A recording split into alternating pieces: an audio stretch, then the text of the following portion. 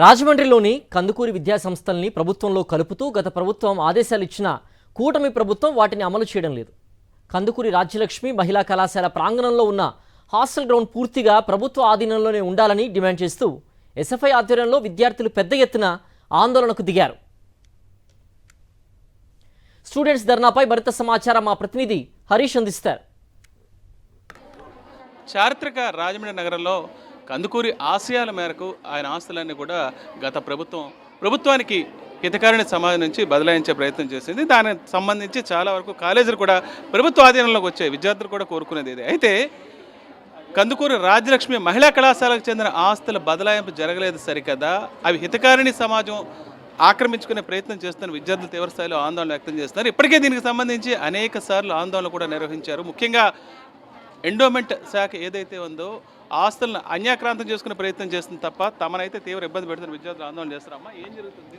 గతంలో విద్యార్థి సంఘాలు విద్యార్థులు కలిసి పోరాటం చేయగా దాని ఫలితంగా 2022లో కందుకూరి రాజ్యలక్ష్మమ్మ గారి మహిళా కళాశాల ప్రభుత్వం ఆధీనంలోకి ఎంటైర్ క్యాంపస్ రావడం జరిగింది. జీవోలో కూడా స్పష్టంగా దాన్ని మెన్షన్ చేశారు.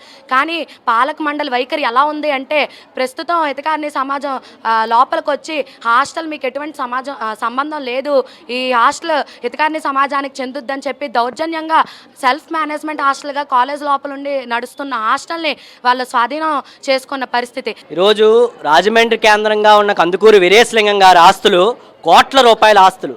ఈరోజు ఆయన స్త్రీ విద్య కోసం, విద్యార్థులు చదువుకోవడం కోసం ఈరోజు ఆ ఆస్తులను కేటాయించారు కందుకూరి వీరేశలింగం గారు.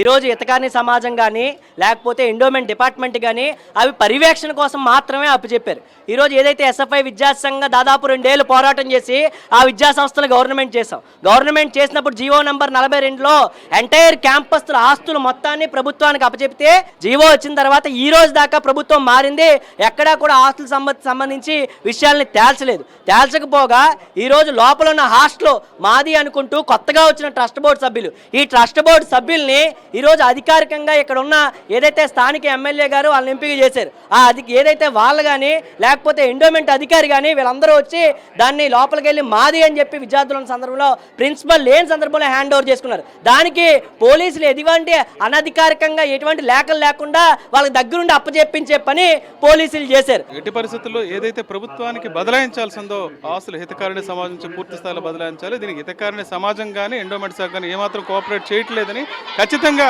ఏదైతే ప్రభుత్వానికి ఎండార్స్ చేయాలో పూర్తి స్థాయిలో ఆస్తులు బదలాయిస్తే తప్ప అప్పటి వరకు కూడా ఈ ఉద్యమం కొనసాగుతుందని విద్యార్థి సంఘ నాయకులు కూడా స్పష్టం చేస్తున్నారు. రాజమండ్రి నుంచి విద్యార్థి హరీష్.